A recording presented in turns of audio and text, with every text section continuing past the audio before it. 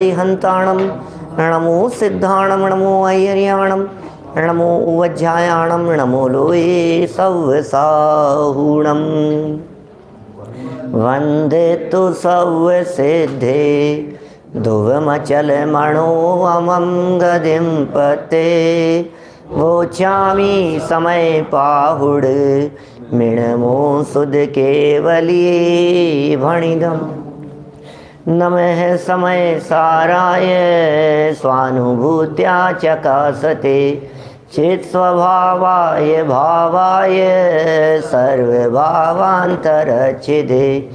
जिन स्वानुभूति से खिरी मम स्वानुभूति मदिगिरी श्री विमल धारा जैन श्रुत आनंद अमृत से समता प्रवाह भावती रागादि विकल्प तोड़ी के माँ सरस्वती प्रतिभाव वंदन दृष्टि निज में जोड़ी के दृष्टि निज में जोड़ी के। ग्रंथराज समयसार जी यहाँ विराजमान हैं। आचार्य कुंद कुंद देव की यह परम उत्कृष्ट उपयोगी जीवों का हित करने वाली भव्य जीवों के भाग्य को सद्भाग्य को प्रकट करा देने वाली यह देशना है और अनेकांतात्मक है। हमने दो गाथाएं यहाँ पढ़ी अभी 45 और 46।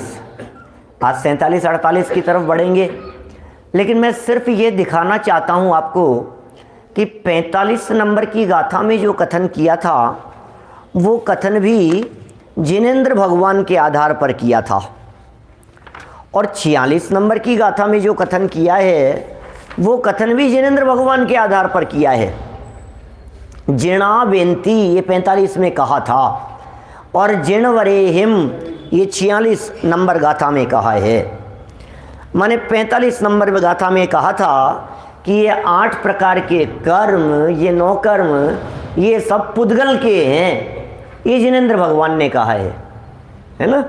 और 46 नंबर गाथा में कहा ये सब भाव जीव के हैं, ये जिनेंद्र भगवान ने कहा है। तो हमें तो ये समझ में नहीं आता जिनेंद्र भगवान ने कहा क्या है। जिनेंद्र भगवान ने इनको पुद्गल का कहा है कि जिनेंद्र भगवान ने इनको जीव का कहा है। यदि गुरुदेव से जाकर के बात करें तो गुरुदेव तो ये कहते हैं कि पिछली गाथा की शाई भी नहीं सूखी थी कि बात बदल दी।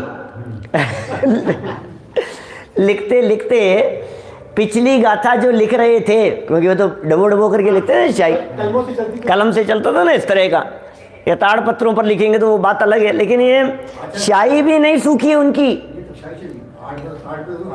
कोई बात नहीं, मैं तो बात कहने की बात है कि भाई ये बात लिखते लिखते, ये तो कोई बॉल पेन तो होते नहीं थे, अभी इंक पेन से लिखो मान लो, तो लिखते लिखते या किसी उससे लिखो, पेंटर लिख रहा है, पेंट से बना रहा है दीवार पर, तो ऊपर की गाथा लिखने के बाद में क्या शब्द लिखे वहाँ, जिणा बेनती, और ये शब्द अगली लाइन लिखने के बाद में फिर कह दिया आगे जिण वरेहिम 46 नंबर गाथा में।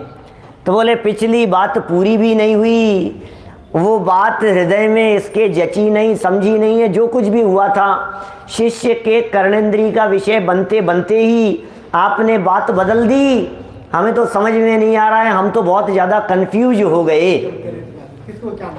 ऐसे ऐसे कन्फ्यूजन की बात मैंने एक बार कही थी ना, वो वेश बदलने वाली बात, ध्यान होगा आपको। अलग अलग देवता, अलग अलग संप्रदायों के लोग हैं, ऊपर से हवाई जहाज से कूदने वाले है ना। हाँ, वो चुटकुला ही है, और क्या कहें वैसे। एक कहता है कि एक मुसलमान था, एक ईसाई था, एक हिंदू था, और आपस में अपने अपने भगवान की प्रशंसा चल रही थी, तारीफ चल रही थी। बोले कौन ज़्यादा महान है, बोले देख लो कौन ज़्यादा महान होगा, कुछ परीक्षाएं करके देख लो अलग अलग। बोले क्या करें, हवाई जहाज में जा रहे थे ऊपर, बोले कूद जाओ अपने अपने भगवान का नाम लेकर के, बचा लेंगे भगवान। तो सब अपने अपने भगवान का नाम लेकर के कूदने लगे। तो मुसलमान ने जो अल्लाह को याद किया और कूद गया, वो बच गया।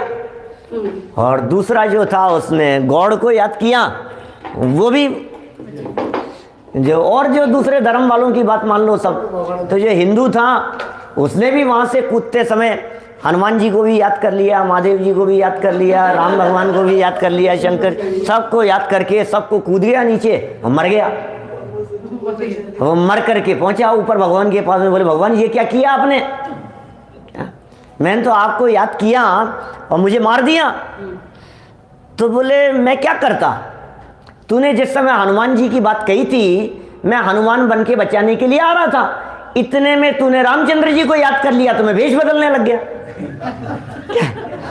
और मैं राम का वेश बना करके पहुंचता, इससे पहले तूने महादेव जी को याद कर लिया तो फिर एक टाइम तो लगता और इतनी देर में तो तू मरी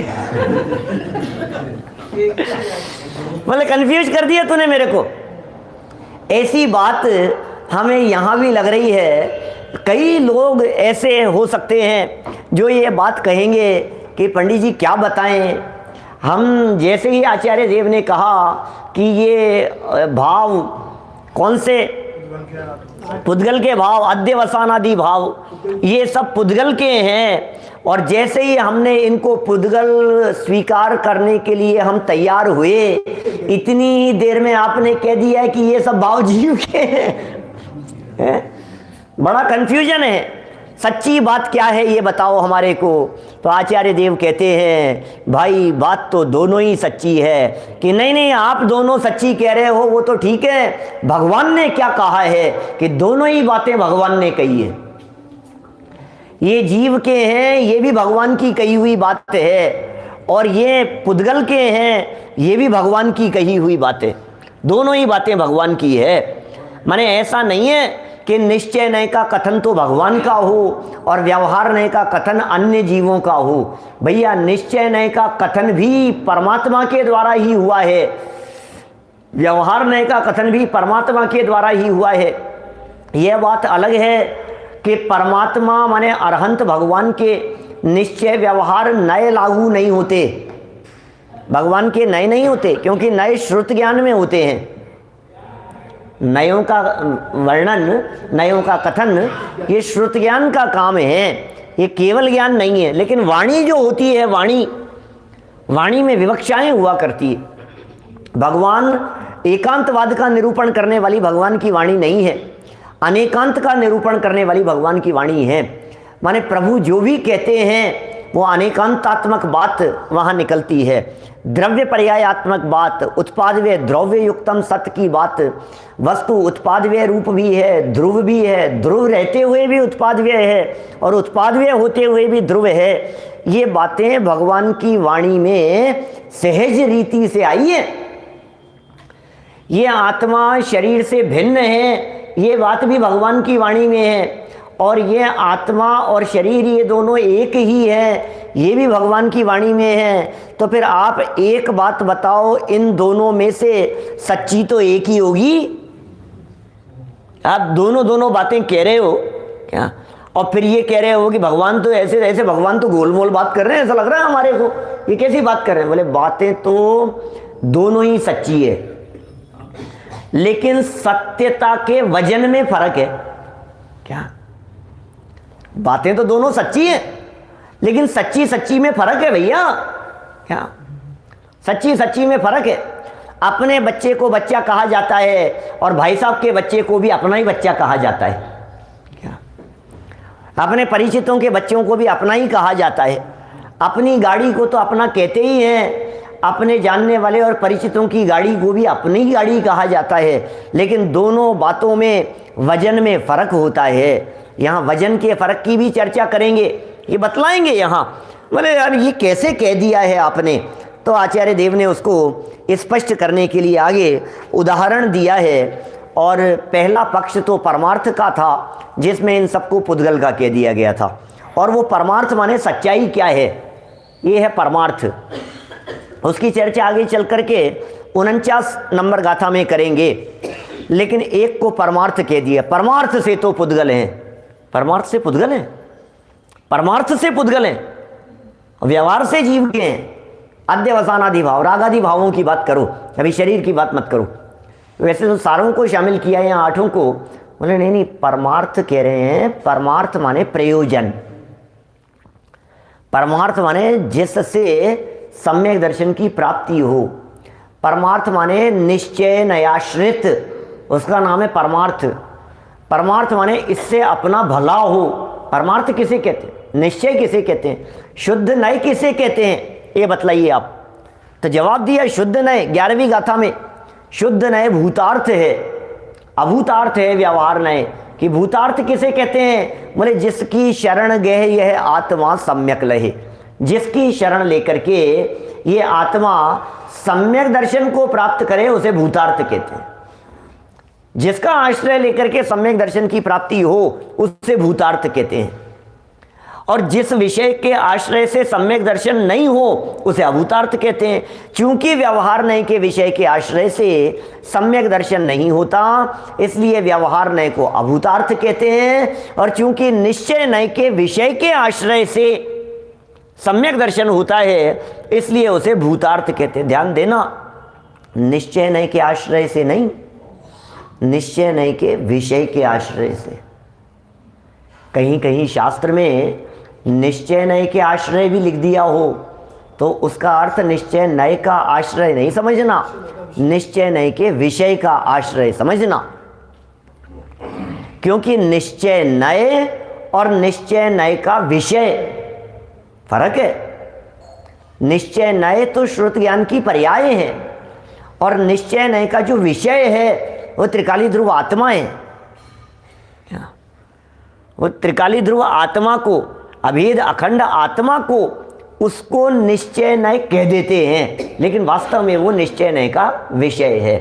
तो यहाँ ये कह रहे हैं कि चलिए ठीक है, परमार्थ की बात तो समझ में आ गई, लेकिन ये इस तरह का व्यवहार, जिस व्यवहार में संयोगों को अपना कह रहे हो, इसको थोड़ा सा समझाओ ना महाराज। ये बात जच नहीं रही है। संयोगों को भी अपना कह दिया, शरीर को भी अपना कह दिया, घरवार को भी अपना कह दिया। ये बातें आज तक तो सुनी नहीं हमने, इस तरह की बातें, इस तरह के व्यवहार की बातें। और कुंदाचार्य देव इतने महान आचार्य होकर के भी ऐसी बातें, ये बातें तो मुझे समझ में नहीं आ रही है। ये तो मोटे मोटे ही, ये तो कोई भी व्यक्ति दुनिया में, कोई भी स्पीकर हो, वो ही कह देगा कि ये घरबार तुम्हारे नहीं है, ये धन दौलत तुम्हारा नहीं। इसमें दम क्या है? सबको एक न एक दिन छोड़ करके चले जाना है भाई। क्या लेकर के आए थे, क्या लेकर के जाना है, सबको छोड़ करके चले जाना है। ये बातें तो यदि कोई मुस्लिम वक्ता भी कहेंगे, यदि कोई हिंदू वक्ता भी कहेंगे, कोई ईसाई हो, कोई सरदार हो, कोई वो भी यदि कोई वक्ता कहीं बैठ करके मंच से बोल रहे होंगे धर्म के नाम पर, तो यही कहेंगे भैया सबको छोड़ करके चले जाना है। क्या है? नास्तिक भी यही कहेगा। धर्म कर्म में आस्था नहीं है, फिर भी ये बात तो कहेगा छोड़ करके तो सबको जाना ही है, सब छोड़ करके चला जाएगा। अब इतना सफेद सत्य होते हुए, सफेद झूठ नहीं कह रहा, साफ साफ सच्चाई दिख रही है कि छोड़ करके चले जाएगा, फिर भी कुंदाचार्य देव ये कह रहे हैं तेरे ही है। हे भगवान, मुझे तो समझ में नहीं आ रहा है ये कुंदाचार्य देव को हो क्या गया, क्या बोलो? जवाब दे रहे हैं, प्रश्न उठा रहे हैं, उदाहरण से जवाब देंगे। पेज नंबर 104 पर देखिए, नीचे देखिए। पहले तो तर्क दे दिए, जिन तर्कों के आधार पर ये सिद्ध कर दिया कि ये जीव के हैं। क्या क्या तर्क दिए थे वो बातें आपके ध्यान में होगी। ये जो 2 नयों के कथन किए थे, ये बराबर आपके उपयोग में बात होगी और आपके उपयोग में रहनी भी चाहिए। क्या क्या बातें हैं, क्या कहा गया था यहाँ? ये कह रहे हैं, एक तो अहिंसात्मक आचरण उसके लिए, और दूसरा सदाचार की सिद्धि के लिए, ठीक है। और ये बातें तो हो गई बंद से बचाने के लिए, माने नहीं तो बंद का अभाव हो जाएगा, ये बात कही थी। और दूसरे पैराग्राफ में कहा था रागादि को अपना कहने की बात, बोले इसको नहीं मानेगा तो मोक्ष का अभाव हो जाएगा, मोक्ष मार्ग नहीं रहेगा। कल हमने लास्ट में एक वाक्य कहा था आपसे, आप में से कितनों को याद है, बहुत ही महत्वपूर्ण बात, उसके संबंध में 3-4 लोगों का मेरे पास में फ़ोन आया कि ये वाक्य, इससे सारी कई गुत्थियां सुलझ गई, इससे रागादि के संदर्भ में। बोलो आपने कितना पकड़ा उस बात को। रागादि को जीव जानेगा नहीं तो क्या होगा, और यदि इन्हें पुद्गल मानेगा नहीं तो क्या होगा। यदि इन्हें रागादि को पुद्गल जानेगा नहीं तो क्या होगा, और इन्हें जीव का ही मान लेगा तो क्या होगा। बोलो, यदि इन्हें पर जानेगा नहीं, मान लो रागादि भावों को यदि आपने पर नहीं जाना तो छोड़ेगा क्यों, पर जानेगा तभी तो छोड़ेगा। और यदि इनको जीव का ही मान लिया तो छोड़ेगा कैसे, एकत्व हो जाएगा, मेरी चीज है मैं क्यों छोड़ूं, और ये मेरे हैं ही नहीं। यदि ऐसा मान लेगा तो फिर मैं छोड़ने का विकल्प ही नहीं, मेरे है ही नहीं तो छोड़ेगा क्यों, एक को छोड़ेगा क्यों है। आप सोचना एक बार गंभीरता से, जो मैंने कल वाक्य कहा था उस वाक्य को वापस सुनना भले ही, और उस वाक्य को नोट करना, बहुत महत्वपूर्ण बात है। ये आचार्य देव यहाँ यही बात कहना चाह रहे हैं, भैया ये बैलेंस रखना बहुत ज़रूरी है। ये अध्यात्म की बातें हैं। रागादि भावों को अपना इसीलिए कहा गया है कि ये तेरी ही गलती है। इन विभाव भावों को अपना इसीलिए कहा गया है कि अपने अपराध की, अपनी गलती की स्वीकृति तो हो। अभी तो टोडरमल जी साहब ने जैसा लिखा, तू स्वयं तो मेहनत बने रहना चाहता है और कहता है कर्माधिक के ऊपर दोष लगाता है। 311 नंबर पेज पर है ना मोक्ष मार्ग प्रकाशक में। तू स्वयं तो मेहनत बने रहना चाहता है और अपना दोष कर्माधिक पर लगाता है। हमने कहा भैया याद क्यों नहीं किया कि क्या करूं, होता ही नहीं है, ज्ञानावरणी कर्म का उदय है, मैं क्या करूं, ऐसा ऐसा तीव्र कर्म का उदय है कि आप सो क्यों रहे हो, मैं क्या करूं साहब, ये इतना तीव्र दर्शनावरणी कर्म का उदय आता है, मैं कोई सोना थोड़ी ना चाहता हूं, क्या आ जाती है नींद, क्या दर्शनावरणी कर्म का उदय। आजकल मंदिर क्यों नहीं आ रहे हो, क्या करें पंडित जी, ऐसे अंतराय का उदय चल रहा है, क्या खूब अंतराय कर्म का उदय चल रहा है, क्या ऐसे पता ही नहीं, हम तो चाहते थे आना लेकिन अंतराय कर्म का उदय है क्या। हमने कहा भाई ये आयोजन में, अनुष्ठान में, इसमें क्यों नहीं है, असाता वेदनी का उदय चल रहा है। ऐसा ये कर्मों का अपन स्वयं तो मेहनत बने, खुद की गलती स्वीकार नहीं कर रहा है। मैं सो रहा था, मैंने याद नहीं किया, मैंने पुरुषार्थ नहीं किया, मैंने मेहनत नहीं की, मैंने राग किया, मैंने विभाव किया, अपनी गलती स्वीकार कर भाई, दोष कर्म के ऊपर लगाने से क्या होगा। अच्छा सुनो, यदि आपने अपनी इस गलती को कर्म के माथे मंड दिया तो फिर ये गलती कभी नहीं सुधरेगी, सुधरेगी नहीं।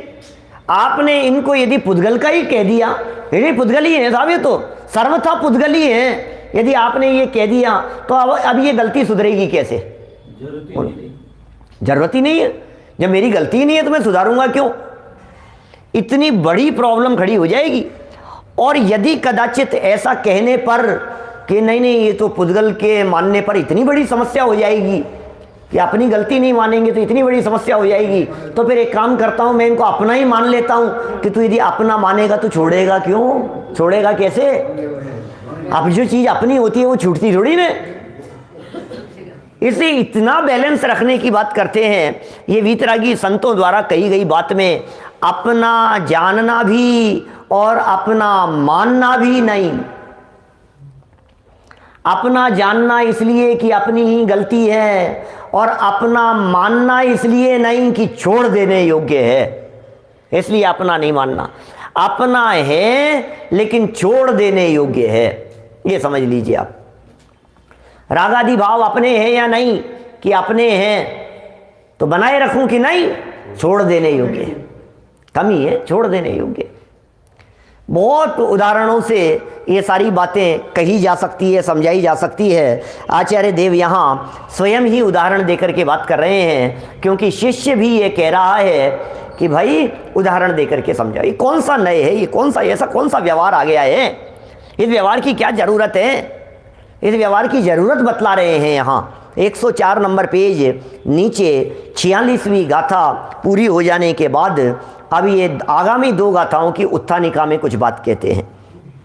आचार्य देव ने, मिल गया सभी को, आचार्य देव ने 46वीं गाथा में अध्यवसानादि भावों को जीव कहने की उपयोगिता बताकर शिष्यों को संतुष्ट तो कर दिया। उपयोगिता बता दी भाई साहब, अध्यवसानादि भावों को जीव कहने की उपयोगिता क्या है। बोले यदि तू इसको रागादि भाव हैं, इनको तो यदि जीव नहीं कहेगा तो फिर मोक्ष कैसे होगा। फिर इनको जब जिनवाणी में ये कहेंगे इनको भिन्न जानो भिन्न जानो, तो ये कहेगा भिन्न ही तो है। जब जिनवाणी ये कहेगी राग छोड़ो तो कहेगा मेरे है ही नहीं, मैं क्या छोड़ूं, मैं कैसे छोड़ूंगा इनको, मेरे है ही नहीं। जब जिनवाणी ये कहेगी मोक्ष त्याग करना चाहिए, कचाई छोड़ना चाहिए, तो तू कहेगा राग और मोह मेरे है ही नहीं, मैं कैसे छोड़ूं। भाई पर चीज को मैं छोड़ने वाला कौन, तो जब मेरे है ही नहीं। तो आचार्य देव ने कहा भाई ये राग छोड़ने योग्य नहीं जानेगा तो तेरे ये मोक्ष मार्ग का उपदेश खत्म हो जाएगा सब, और मोक्ष मार्ग का उपदेश खत्म हो जाने पर मोक्ष खत्म हो जाएगा, निश्चयवासी हो जाएगा, अपने आप को शुद्ध मानेगा। तो मोक्ष मार्ग प्रकाशक में कितने बैलेंस रख करके बात कही है टोडरमल जी साहब ने। इसलिए तुम इन बातों को यथावत रीति से, यथार्थ रीति से स्वीकार करो। इन्हें जीव कहा गया है, इससे ही मोक्ष मार्ग सिद्ध होगा। शरीर वाले को ही जीव कहा है, इससे तुम्हारा आचरण शुद्ध होगा। भाई साहब एक चरणानुयोग की अपेक्षा कहा है और एक द्रव्यानुयोग की अपेक्षा कहा है। समझना दोनों बातें। मैं आगे बढ़ रहा हूं लेकिन पीछे जो एक मार्मिक बात रह गई है वो कहना जरूरी है। इसमें जो 2 उदाहरण प्रस्तुत किए हैं और जो 2 बातें प्रस्तुत की है, एक बात चरणानुयोग की सिद्धि के लिए है और दूसरी बात द्रव्यानुयोग की दृष्टि से कही गई है।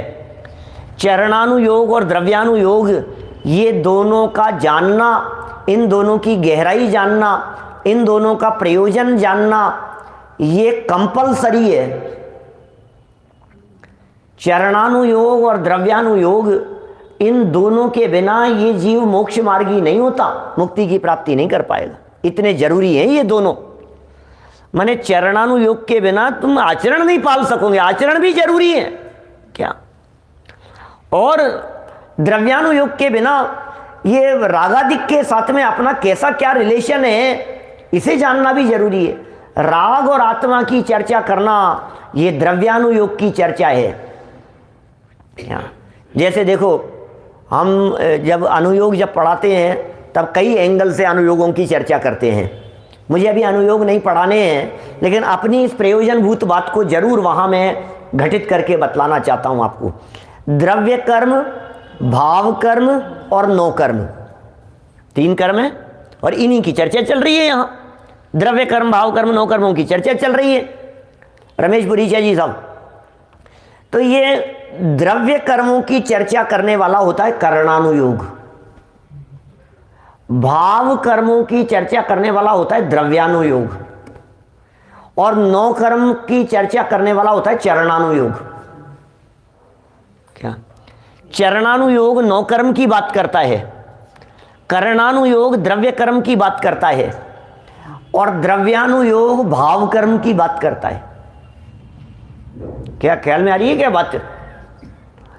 और तो फिर बोले प्रथमानुयोग का क्या करोगे, बोले प्रथमानुयोग इन बातों के लिए उदाहरण प्रस्तुत कर देता है, क्या इन बातों को समझाने के लिए। तो अभी इन्होंने यहां 2 उदाहरण दिए, क्या द्रव्य कर्म का उदाहरण नहीं दिया, द्रव्य कर्म की चर्चा नहीं की। द्रव्य कर्म तो उसमें घटित हो जाएगा कि भाई इससे बंध का अभाव होगा, कि बंध नहीं रहेगा, बंध की सिद्धि नहीं होगी। लेकिन एक उदाहरण दिया, 9 कर्म शरीर वाले को जीव कह करके और वो भस्म की तरह बसल देने का। याद रखना 46वीं गाथा की टीका का ये प्रसंग बड़ा मार्मिक प्रसंग है। मैं तो हमेशा विद्यार्थियों को बताता रहता हूँ, माने ये जो द्रव्य कर्म, ये जो शरीर है, शरीर और आत्मा को एक, ये भस्म की तरह बोले चरणानुयोग नहीं फलेगा इससे। शरीर आत्मा को एक कौन से नए से कहा है, कौन से अनुयोग से कहा है, ये बतलाओ। शरीर आत्मा को एक कौन से अनुयोग से कहा जा सकता है? बोले चरणानुयोग से कहा जा सकता है, चरणानुयोग की अपेक्षा से। और राग जीव का है, राग जीव से भिन्न है, ये बात कौन से अनुयोग से कही जा सकती? जीव का है भी और जीव से भिन्न भी है। बोले ये द्रव्यानुयोग का प्रयोजन है, द्रव्यानुयोग की बात है। राग जीव का है कि राग जीव से भिन्न है, ये द्रव्यानुयोग इस तरह की बात करेगा। और मुक्ति मार्ग की प्राप्ति के लिए प्रथमानुयोग और करणानुयोग को तो कहा है कि भाई ये ऐच्छिक हैं, पढ़ो तो पढ़ो और नहीं पढ़ो तो मत पढ़ो, कोई बात नहीं। आपने प्रथमानुयोग नहीं पढ़ा तो कोई फर्क नहीं पड़ने वाला है उससे। क्या आप यदि करणानुयोग नहीं पढ़ेंगे तो कोई जरूरत नहीं है उसमें, क्या फर्क पड़ गया? करणानुयोग नहीं पढ़ा तो नहीं पढ़ा, क्या हम पढ़ाने वाले हैं 2-3 दिन में आपको, शाम को करणानुयोग पढ़ाएंगे, जीव समास की चर्चा करेंगे हम। तो मैं ये वो दाहोद में करेंगे, यहाँ नहीं, संयम प्रकाश में आएगी जी चर्चा, ये कह रहा हूँ मैं। तो चरणानुयोग के ग्रंथ में करणानुयोग मिलेगा वहाँ। तो ये जो चर्चा है, हम जो कह रहे हैं बोले करणानुयोग जरूरी नहीं है और प्रथमानुयोग जरूरी नहीं है। कुछ लोग ये कहते हैं कि साहब चरणानुयोग भी क्या जरूरत है, द्रव्यानुयोग ही बहुत है। कि नहीं भाई, द्रव्यानुयोग के अनुसार जो त्रिकाली आत्म तत्व को स्वीकार करते हैं उनका जो जीवन होता है, बाहरी जीवन, वो नियम से चरणानुयोग के अनुसार ही होता है। जो द्रव्यानुयोग की श्रद्धा करते हैं, जो द्रव्यानुयोग अनुसार अपने जीवन को देखते हैं, जिनका द्रव्यानुयोग उत्कृष्ट होता है, द्रव्यानुयोग पर जिनकी गहरी पकड़ होती है, उनका बाहरी जीवन जैसा होता है उसे चरणानुयोग जानना। वो चरणानुयोगानुसार प्रवृत्ति है। द्रव्यानुसारी चरणम, चरणानुसारी द्रव्यम। द्रव्यानुयोग के अनुसार चरणानुयोग और चरणानुयोग के अनुसार द्रव्यानुयोग। दो में से एक भी खत्म हो जाएगा। बोले सुनो, द्रव्यानुयोग नहीं होगा तो ये आत्मा की श्रद्धा कैसे होगी? राग और आत्मा की ये जो चर्चा है, परस्पर संबंध की बात है, ये तो प्रयोजनभूत बात है, इसके बिना मोक्ष मार्ग होता ही नहीं है। और यदि चरणानुयोग नहीं पढ़ोगे मान लो, तो फिर बाह्य आचरण कैसे होगा?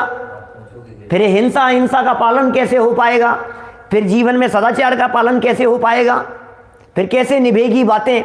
जय कुमार जी साहब रतलाम वाले, देखो कितनी सुंदर यहाँ बात कह रहे हैं। इस तरह से द्रव्यानुयोग और चरणानुयोग के सुमेल की चर्चा है सर्वत्र।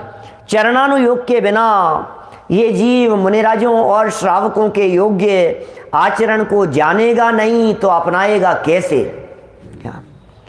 और द्रव्यानुयोग के बिना बाह्य आचरण को तो पाल रहा था, लेकिन आत्मा ही गायब हो गया तो फिर क्या मतलब निकला है? मिठाई में से मिठाई गायब हो गया तो अरे खाई के मिठाई, नमकीन में से नमक ही गायब हो गया। अब ये क्या है? ये कीन की नमकीन, अब क्या रह गया है? कुछ नहीं है। असली चीज तो गायब कर दी आपने। पतासे में रख करके दवाई दे रहे थे, अब दवाई को तो निकाल करके फेंक दिया और पतासा खा गया। बोलो कितना उपचार होगा?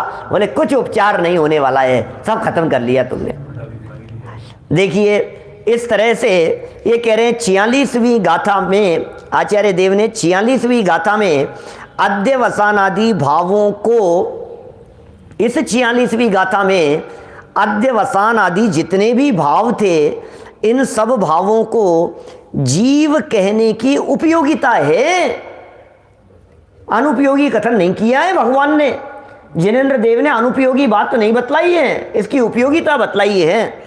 ये कह रहे हैं जीव कहने की उपयोगिता बताकर शिष्यों को संतुष्ट तो कर दिया, पर शिष्य संतुष्ट भी हो रहा है। शिष्य को संतुष्ट करने के लिए बता भी दिया कि भैया ये हाँ तुझे समझ में आ रही है। अब देखो जितने दुनिया में लोग होंगे, ये दुनिया भर के लोग ये समझने लग जाएंगे बात तो सही है भाई साहब, बात तो सही है, इनको जीव ही कहना चाहिए, इनको जीव ही कहना चाहिए। टोडरमल जी ने डांट लगाई खींच करके ये बात समझाने के बाद में। मोक्ष मार्ग प्रकाशक पेज नंबर होगा 251। क्या मोक्ष मार्ग प्रकाशक का 251 है? हाँ वो भी रखेंगे पास में 251 252 नंबर पेज पर वो टोडरमल जी साहब इस बात को घटित करते हैं।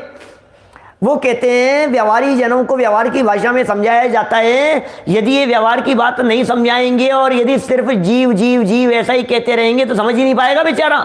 तो क्या समझाएंगे हम? जिसको हम समझा रहे थे वो समझ ही नहीं पा रहा है। क्यों नहीं समझ पा रहा है? शुद्ध बताओ ना, परमार्थ से बताओ ना। अरे परमार्थ से बताए जाने पर उसे पता ही नहीं लगता है कि परमार्थ क्या होता है। क्या जीव ही पकड़ में नहीं आएगा। अब मैं उसको एक उदाहरण बना करके बतलाता हूँ। उबियावासी प्रकरण में सचिन लोहाड़िया जी साहब, मैं हमेशा एक बात कहता हूँ और आप लोगों ने तो सुनी है, मेरे को पक्का मालूम है, और आप लोगों ने भी सुनी होगी है। मैं फिर कहता हूं, देखो आपसे भैया सच्चे सुख को प्राप्त करने के लिए क्या किया जाना है? बोलो। कोई अनजान व्यक्ति धर्म कर्म नहीं जानता, मोक्ष मार्ग उसने नहीं पढ़ा, समय सार उसने नहीं पढ़ा, धर्म की बातें उसने कभी नहीं सुनी, और उसने किसी महात्मा से सुन लिया, दीपेश जी ये चर्चा सुन ली किसी महात्मा से कि भैया तुम कुछ भी कर लो सुखी होने के नाम पर, इकट्ठे कर लो चाहे जितने हीरे मोती हैं, कफन में जेब नहीं होती है, तो कितने भी इकट्ठा कर लो, ये हो गया ये हो गया, इतनी संपत्ति है, इतनी प्रॉपर्टी है, इतने बिजनेस है, धन दौलत वैभव, कितना भी कर लो। और सुनो, व्रत ले लो, नियम ले लो, संयम ले लो, तप उपवास कुछ भी कर लो तुम, क्या, लेकिन जाने नहीं निज आत्मा को, बोले तुम्हें सुख की प्राप्ति होने वाली नहीं है। अब ये किसी महात्मा से एक व्याख्यान में सुना, बहुत भी चच गई भाई साहब। अब तो उसके दिमाग में धुन सवार हो गई कि मुझे तो आत्मा को ही जानना है। जब आत्मा को जाने बिना सुखी होते ही नहीं है तो आत्मा को ही जानना है मुझे, तो आत्मा को जाने बिना लूंगा नहीं दम। अब तो आत्मा को जान के रहूंगा, लेकिन जानूं कैसे? मैं तो जानता ही नहीं हूं आत्मा के बारे में कुछ भी। आत्मा कौन है, आत्मा कैसा है, आत्मा का क्या स्वरूप है? तो उसने पूछा वहाँ आसपास में लोगों से, भाई साहब मुझे आत्मा को जानना है। तो बोले आत्मा को जानने के लिए कोई उपाय बताओ आप।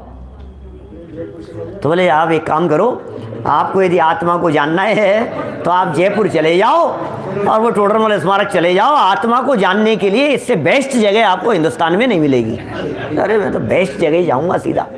टिकट कराया उसने, फ्लाइट पकड़ करके, ट्रेन पकड़ करके वो जयपुर आ गया, पूछता पाछता PTST आ गया, और यहाँ आकर के बोले किसी से भी मिला। बोले किससे मिलूंगा मैं, किससे? बोले बात तो करूं। बोले क्या कर? बोले मेरे यहाँ सबसे बेस्ट पंडित कौन है यहाँ? क्या? बोले बताओ तो सही आपको काम क्या है? अब वहाँ तो सभी बेस्ट है, तुम बेस्ट पंडित की बात कर रहे हो, तुम्हें काम क्या है बताओ तो सही। नहीं मेरे को तो समझना है कुछ। क्या? बोले क्या समझना है? हम सब विद्वान लोग हैं, क्योंकि वहाँ तो ऐसा है कि दरवाजे के अंदर जाने के बाद जिसके हाथ लगाओ वही विद्वान है। क्या? अधिकारी से लेकर के कर्मचारी तक सब पंडित लोग हैं, सब विद्वान हैं। 200 लोग, 200-250 लोग रहते हैं, किसी को भी पकड़ लो आप। बोले जिसके हाथ लगाए जो मिल गया, भैया मुझे तो कुछ समझना है। बोले क्या समझना है आपको? आत्मा समझना है। कोई बच्चा पंडित बतलाओ। बोले मैं समझा देता हूँ। आप समझा सकते हो क्या? तुम 20 साल के लड़के तुम बतला दोगे? 16-17 साल के दिख रहे हो, तुम समझा दोगे? हाँ हम समझा देंगे, क्या बात कर रहे हो? आपको आत्मा समझना है कि समझाओ भैया, मैं तो बहुत मैं तो आत्मा को समझने के लिए आया हूं, अब मुझे तो आत्मा ही समझा दो बस आपको। बोले बैठो तो नहीं, बैठो नहीं, मैं खड़े खड़े ही समझा दो आपको। तो वो भी विद्यार्थी जो था वो नए चक्र का विद्यार्थी था। क्या वो नए चक्र का विद्यार्थी था, और उस नए चक्र के विद्यार्थी ने उसके दिमाग में तुरंत, क्योंकि हमने क्लास में पढ़ाया था नए विवक्षाओं के संबंध में निश्चय व्यवहार सब, और निश्चय व्यवहार पढ़ लिए थे उसने थोड़े। तो उसने सामने से पूछा कि यार एक बात तो बताओ, मैं समझा तो दूंगा आपको आत्मा, लेकिन आपको निश्चय से समझना है या व्यवहार से समझना है? अब वो बेचारा आदमी क्या है, वो न निश्चय जानता है न व्यवहार जानता है? तो दोनों ही नहीं जानता है। तो क्या होता है? बोले अरे निश्चय व्यवहार तो मुझे पता नहीं है, मुझे तो आत्मा समझना है। निश्चय व्यवहार क्या होते हैं मैं नहीं समझता। तो बोले निश्चय व्यवहार नहीं समझते, चलो 1 मिनट में पहले निश्चय व्यवहार बता देता हूँ। बोले क्या होते हैं निश्चय व्यवहार? बोले जो सच्ची बात होती है, हकीकत है, फैक्ट है, परमार्थ है, बिल्कुल असली बात, उसका नाम तो है निश्चय। और जो लगावटी मिलावटी बात है, संयोगों से कह देते हैं, इधर उधर से बताते हैं, क्या घुमा फिरा करके बताते हैं, वो है व्यवहार। क्या तो अब मतलब व्यवहार और निश्चय समझ में आ गया। अब मुझे ये बताओ, आपको निश्चय से आत्मा समझना है या व्यवहार से आत्मा समझना है? तो आदमी बोला यार तुम अपने आप को पंडित कहते हो, विद्वान कहते हो, मुझे यही समझ में नहीं आ रहा है कि तुम ये हमें बेवकूफ़ बना रहे, बेवकूफ़ समझते हो हमारे को। असली बात ही समझूंगा ना, नकली क्यों समझूंगा? असली आत्मा समझाओ मेरे को, निश्चय ही समझेगा। कोई भी आदमी व्यवहार वाले आत्मा को क्यों समझेगा? क्योंकि व्यवहार वाला आत्मा तो नकली आत्मा है, निश्चय वाला आत्मा ही असली आत्मा होता है। बोले भैया निश्चय वाला आत्मा समझाओ मेरे को। अब टोडरमल जी की लाइन है, मोक्ष मार्ग प्रकाशक 251 नंबर पेज की। टोडरमल जी साहब कह रहे हैं निश्चय से समझा रहा हूं भैया, समझना तुम्हें, आत्मा समझना है ना, निश्चय से समझा रहा हूं मैं तुम्हारे को। निश्चय से तो आत्मा पर द्रव्यों से भिन्न, स्वभाव से अभिन्न, स्वयं सिद्ध वस्तु है। क्या क्या क्या कहा टोडरमल जी साहब ने? भाई सात्विक क्या कह दिया? निश्चय से तो आत्मा पर द्रव्य से भिन्न, स्वभाव से अभिन्न, स्वयं सिद्ध वस्तु है। समझ में आई कि नहीं भाई साहब? कुछ आत्मा समझा रहा हूं तुम्हारे को। यार मेरे को तो समझ में नहीं आई कुछ भी, तू क्या समझा रहा है? आत्मा समझा भाई मेरे को, ये क्या क्या कह रहा है, कुछ समझ में नहीं आई। बोले नहीं आई, वापस समझाता हूं सुनो। निश्चय से तो आत्मा पर द्रव्य से भिन्न, स्वभाव से अभिन्न, स्वयं सिद्ध वस्तु है। बोलो अब समझ में आई कि नहीं? कि नहीं, अभी भी समझ में नहीं आई। एक बार और समझाता हूं। क्या है भाई साहब? बोलो नीरज जी साहब क्या है? बोलो। निश्चय से तो आत्मा पर द्रव्य से भिन्न, स्वभाव से अभिन्न, स्वयं सिद्ध वस्तु है। भैया मुझे तो चक्कर आ रहे हैं, तुम क्या कह रहे हो? मुझे तो कुछ समझ में नहीं आ रहा है, ये तुम क्या समझा रहे हो? तो बोले सुनो भैया, व्यवहार से समझो तो समझ में आएगा कि क्या बात कर रहे हो। मुझे समझना तो निश्चय से, मुझे समझना तो असली बात को है। तुम व्यवहार क्यों बीच में लाते हो कि भैया ये व्यवहार के माध्यम से ही समझते समझते निश्चय की बात समझ में आएगी। क्या तो टोडरमल जी साहब ने आगे कहा, ऐसे जीवों को क्या संयोगों से आत्मा की पहचान कराई, नर नारकादि जीव हैं ये कह करके समझाया, तो उन्हें पहचान हुई, ओ ये है आत्मा। अच्छा ये जो दिख रहा है, मैं जो बोल रहा चल रहा हूं यही हूं कि हाँ यही तो है आत्मा। अब देखो आप किस तरह से समझा रहे हैं। जब इस तरह से समझाते हैं तो शिष्य को समझ में आती है कि हाँ भाई ये है, कुछ कुछ समझ में आने लगी। इसी तरह से फिर दूसरा एग्जाम्पल दिया, 3 तर्क दिए हैं टोडरमल जी साहब ने वहां एक ही पेज पर। क्या पेज बदल जाएगा, शायद 51-52 तक पहुंच जाएंगे। 3 तर्क दिए हैं। नंबर 2, निश्चय से तो अभेद अखंड आत्मा है, ऐसा बताया।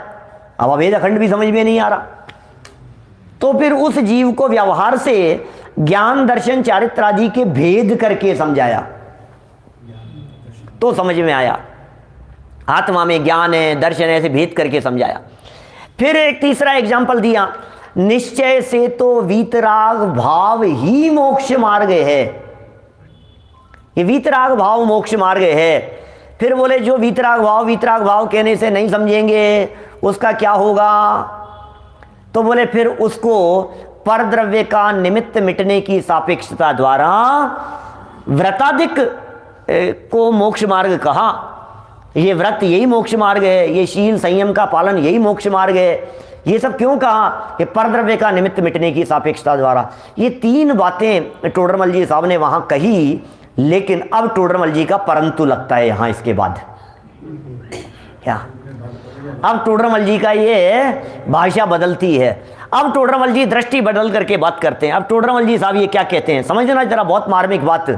टोडरमल जी कहते हैं यद्यपि व्यवहारी जनों को पर द्रव्य का निमित्त मिटने की सापेक्षता द्वारा या फिर इन व्यवहारी जनों को नर नारकादि को जीव कहा, किंतु परंतु ये नर नारकादि को ही जीव नहीं समझ लेना।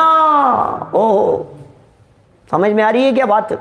ये तो समझाने के लिए बात कही थी, तुम इसको ही जीव नहीं समझ लेना। क्या फिर कहा, बोले यद्यपि हमने तुम्हें ज्ञान दर्शन आदि भेद करके आत्मा को समझाया, लेकिन तुम इन भेदों को ही आत्मा नहीं मान लेना। समझ में आ रही है क्या बात? यद्यपि हमने व्रतशील संयमादिक को मोक्ष मार्ग कहा, लेकिन तुम इन जड़ व्रतशील संयमादिक को ही मोक्ष मार्ग नहीं मान लेना। निश्चय से तो जीव इनसे भिन्न है, निश्चय से तो मोक्ष मार्ग वीतराग भाव है, उसे ही सच्चा मोक्ष मार्ग समझना। क्या मिल गया क्या अश्विनी जी साहब? हैं कितने नंबर पेज पर है? 253 की पहली लाइन। 253 की पहली लाइन है, देखो आप। कथन मात्र है मोक्ष मार्ग। कथन मार्ग 252 नंबर से शुरू होगा पीछे से, है ना? बोलो। 251 से ही शुरू है। पूरा प्रकरण इतना गजब का है, मैंने आप समझो तो सही उसको। शिष्य कौन सा बैठा हुआ है सामने? सामने शिष्य बैठा हुआ है प्रथम भूमिका वाला, और तुम समझा रहे हो उसे एमए की क्लास की बात। वो कैसे समझेगा? वो दूसरे दिन आएगा ही नहीं। वो कहेगा भाई साहब अपने तो ऊपर से जाती है सारी बातें अपने समझ में नहीं आती है। ये बहुत हाई फाई बातें हैं भाई। क्या ये इनके तो मंदिर में जो बातें चलती है, ये तो बहुत हाई फाई बातें चलती है। हाई फाई है क्या ये बातें? हैं सात्विक, ये बातें हाई फाई है क्या?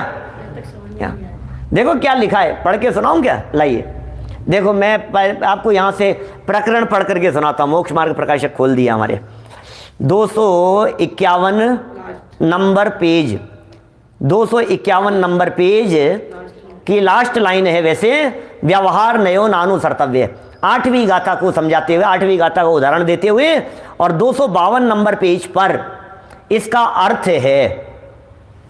देखना 252 नंबर पेज, मोक्ष मार्ग प्रकाशक खोल दिया मैंने, कोई बात नहीं। क्या लिख रहे हैं ये, अब जो जितना हुआ है उतना ही चलेगा। अब कौन सा अपन आगे उसको बढ़ के भी क्या कर लेंगे, आगे वाली गाथा को। अपनी कौन सी ट्रेन छूट रही है यहाँ? प्रकरण तो समझ में आए हैं? ये समझना ज़्यादा जरूरी है। 252 नंबर पेज।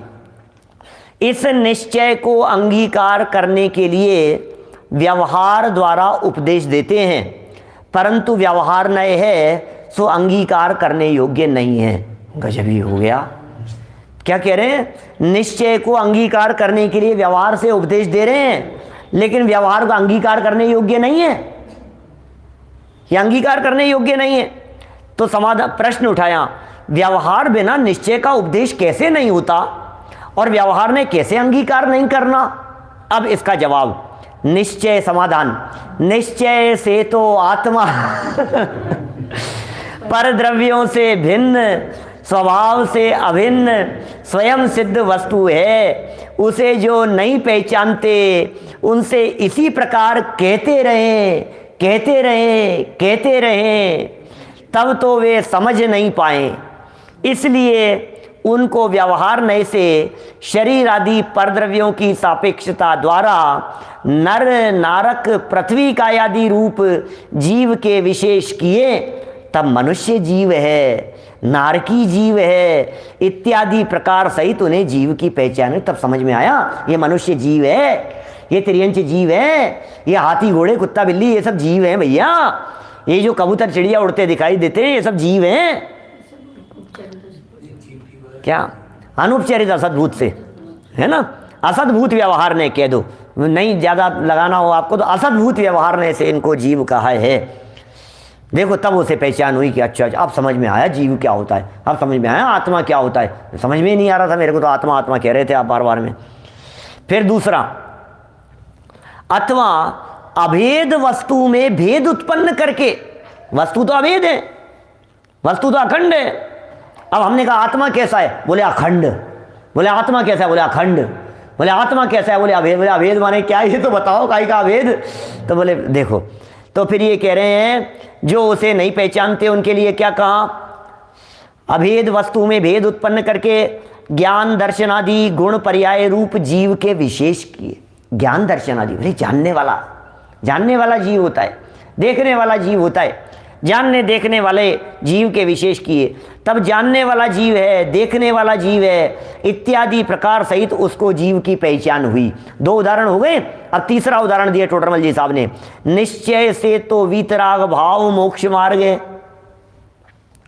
अब वीतराग भाव तो समझ में नहीं आता है हमारे को, तो कैसे पहचानेंगे? जो उसे नहीं पहचानते उनको ऐसे ही कहते रहे तो समझ नहीं पाएंगे। तब उनको व्यवहार से तत्व श्रद्धान ज्ञान पूर्वक परद्रव्य के निमित्त मिटाने की सापेक्षता द्वारा व्रतशील संयम आदि वीतराग भाव के विशेष करके बतलाए। तब उन्हें वीतराग भाव की पहचान हुई। आगे समझ में आ रही है क्या बात जो कही जा रही है? हाँ, ये सब पहले समझाई हुई है और मैं उम्मीद करता हूँ आप में से 80-90% लोगों ने तो वो सारी बातें सुनी ही होगी। मोक्ष मार्ग प्रकाशक जो अपन ने चलाए हैं वो सब निश्चित तौर पर सुने ही होंगे।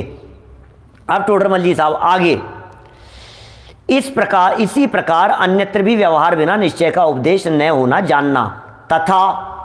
अब इनके अपोजिट बात कर रहे हैं टोडरमल जी, परंतु लगा के बात करते हैं, ऐसी परंतु जैसी बातें। तथा यहाँ व्यवहार से नर नारकादि पर्याय को जीव कहा। क्या साहब, व्यवहार से समझाया ना, परद्रव्य से भिन्न वगैरह समझा रहे थे, निश्चय से समझ में नहीं आ रहा था। हमने कहा ये जो दिख रहे हैं ये सब हैं जीव, समझ में आ गई। तो बोले यद्यपि यहाँ पर व्यवहार से समझाया है, नारक को किरियंच आदि को इन सबको जीव कहा, सो पर्याय को ही जीव नहीं मान लेना। क्या इसको ही जीव नहीं मान लेना? पर्याय तो जीव पुद्गल के संयोग रूप है। क्या ये तो मिलावटी चीज है, इस मिलावटी को मत समझ लेना। हमने छिलके सहित बादाम को बादाम कहा तो तुम इसी को आप बादाम मत समझ लेना। जब बादाम का हलवा बना करके खाने की बात हो तो छिलके को अलग निकालना। क्या और उसकी जो मीगी है, उसकी जो गिरी है, उसकी जो गुली है, जहाँ जो जिस देश में जिस नगर में जिस शब्द को पुकारा जाता हो, समझ लो जो भी है, तो बोले वो उसको असली बादाम समझना, तब जा करके कल्याण होगा। हमने एक दिन पहले भी यहीं बैठ करके आपसे कही थी, वो कहे जाने पर, श्री गुरु के ऐसा कहे जाने पर कि भैया तू तो बहुत कमज़ोर हो गया है, एक काम कर बादाम का हलवा बना करके खाया कर। क्या तो प्रवचन है, क्या बादाम का हलवा बना करके खाया कर। तो अब उसने देखा कहीं जंगल से गुजर रहा था, बादाम बोले ये बादाम के पेड़ हैं, ये बादाम यहाँ लगी हुई है, ये बादाम है।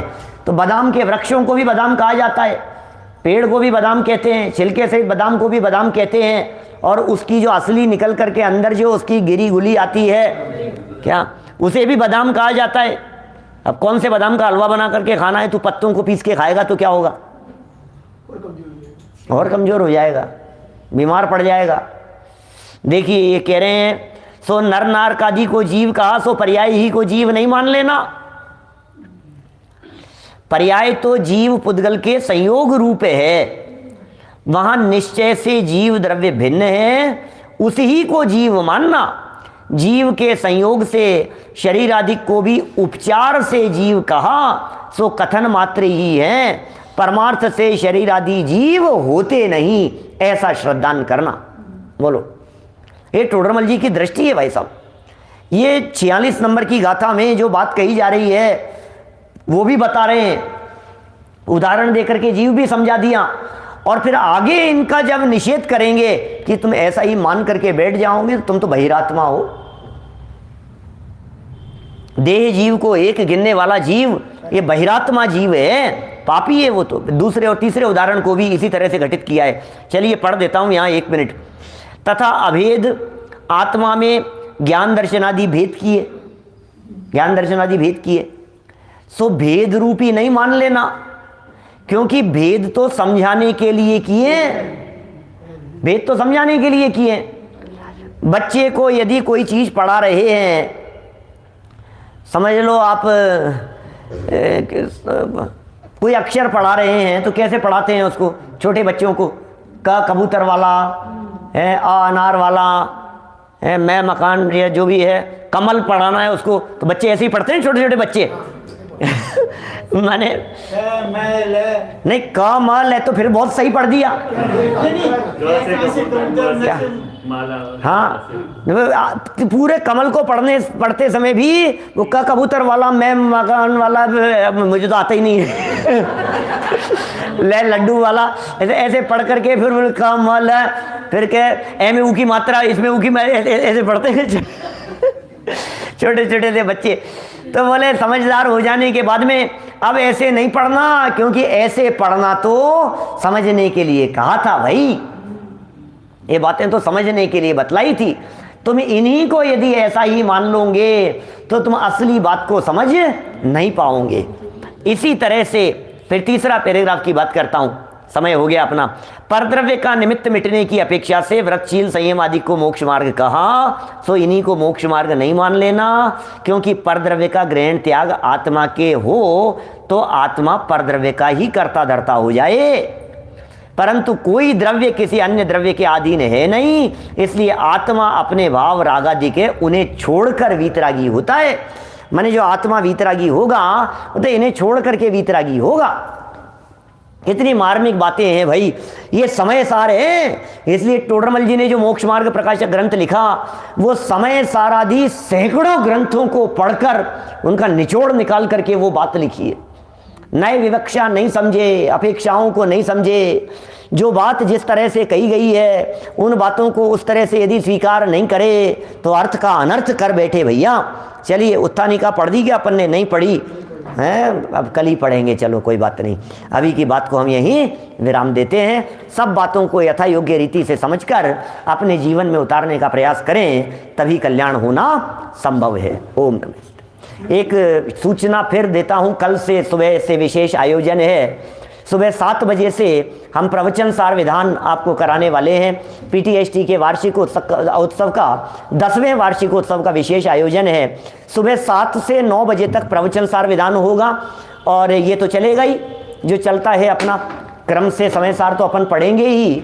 7 से 9 बजे तक, माने 3 दिन में 25 फरवरी 2022, 26 और 27 फरवरी 2022, इन 3 दिनों में आपको प्रवचन सार की पूरी गाथाएं पढ़ने का अवसर मिलेगा विधान के माध्यम से। दिन में भी गोष्ठी का आयोजन और शाम को भी जो आयोजन है प्रवचन आदि के वो होंगे ही, और जो अपने दोनों समय प्रवचन चलते हैं ये तो चलेंगे ही। आप भरपूर लाभ लेवें, ऐसी हमारे को सूचना है कि आप लोगों से अनुरोध है, जो कुछ भी आप समझें। अभी जनवाणी निज निज में बताई यह अनंत उपकार है, उसके लिए जिन वाणी माँ को वंदना शत बारे, वंदना शत बारे।